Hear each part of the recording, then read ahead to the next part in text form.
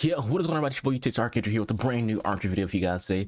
Just woke up, got out of bed, got my coffee. Hope you all are having a good weekend. Or I'm recording this on a Saturday, so you're gonna see it on Friday. Hope you all are feeling good. It's been a good, got a new bow review for you guys. Today we're gonna review my Turkish short bow. This is here to eat. It's right here.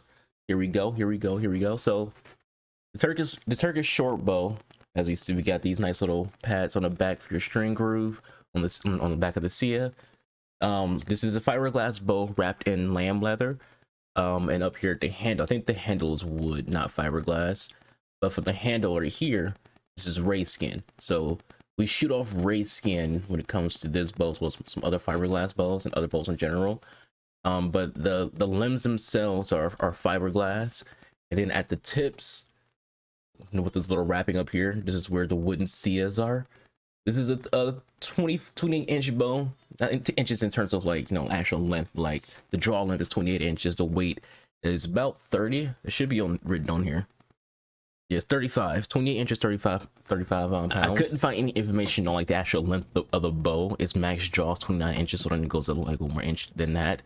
For draw weight on Ali, this is a bow from Alibow. Alibow, it goes in at 20 pounds up to 50 pounds is where it's maxed at.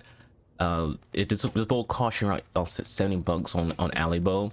I got it for 80 on Amazon. So if you look on Amazon, I'm not sure if it's still on Amazon, you might be able to find it. I don't know if it's still at $80 or not.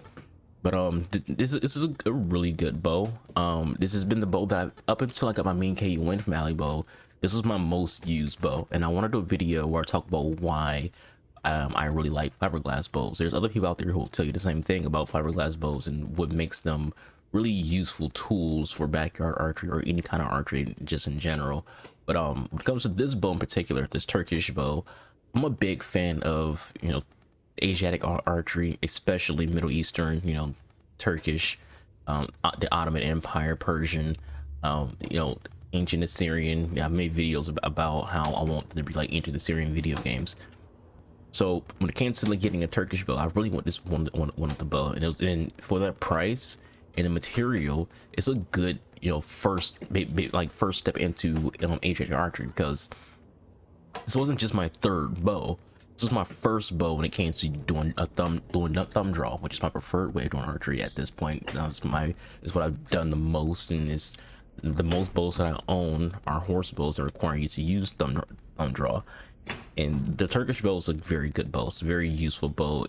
I've put in hundreds of arrows into this thing. There was a point in time for like months I was shooting every single day for 30 minutes, just putting just a lot of arrows into it, and it's still just perfectly freaking fine. It has taken the toll of usage. It's a very good bow. It feels really smooth. It does. I do feel it max out at that 29 inches, and I think I've tried to draw beyond 29 inches, and it's definitely not something you should do. But it feels really good. It's a really smooth feeling bow. But that's something that you get with Alibow. Alibow, as a producer of bows, as creator of bows, all of their bows are very smooth shooters. All their bows have a very good draw curve.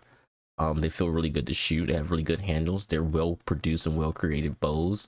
So you're gonna hear me say that a lot in these upcoming videos, because majority of the bows that I own are from Alibow. So I more than likely do a video or talk about thumb draw, why I do thumb draw, which do I prefer, head to head thumb draw and Mediterranean. The Turkish bow, I feel like this is more just a conversation about thumb draws than it is about the actual Turkish bow itself, because like this is a quick and easy review to do. There's not like a lot of like discussion as like the roles for the Black Hunter and for the Samick Sage. Those are bows that just open up the door for conversation. This bow is just, it's a very simple bow, very simple design. It's fiberglass.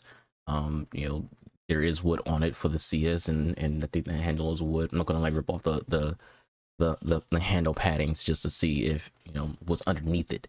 It's not necessary, but it's a really good bow. I recommend it to anyone who's trying to get into Asiatic archery. If anyone who's trying to get into owning horse bows, anyone who wants to learn how to do thumb draw, I would recommend starting off with this bow. It's a very inexpensive bow. Again, it's $70 on their website. It was 80 on Amazon when I got it. And if you want to get into it, what better way to get into thumb draw than a very cheap bow. You know, the two bows we did before this video were all $100 or more. You know, the setting stage is 150 right now. The Black Hunter, you know, depending on where you get it at, can be like 110 or higher. If you get it directly from Mander and Dunk, it's gonna be, you know, at the highest when it comes to price point. But if you get it from like the copycats, like, you know, Sino Art, or there's, I forgot what the other ones are called, but there's usually around like, you know, 110 to 115. So those are bows that you shoot 3-finger, and they're more expensive. This is a bow that you shoot, you know, with a thumb draw, and if you want to learn to do thumb draw, what better way than with a cheaper bow? On a scale of 1 to 10, I would give it, you know, about a 9. You know, it's not perfect because, you know, it's not 100%, you know, all wooden, you know, Turkish bow. You know, I feel like a lot of people would you know, knock off some points because it's fiberglass, but I'll say it right now, and I'll probably mention in the future video, fiberglass bows are great for, you know, everyday usage. You know, they're very durable bows, and I feel like that's where their place is in archery. I want to pull out like my Kajik, which is all wood. That's a special bow. You don't want to like use that every single day. It's a very special, unique bow. Fiberglass bows aren't like, you know, special. You know, fiberglass is a modern composite, so it's something that you can just utilize on a regular basis.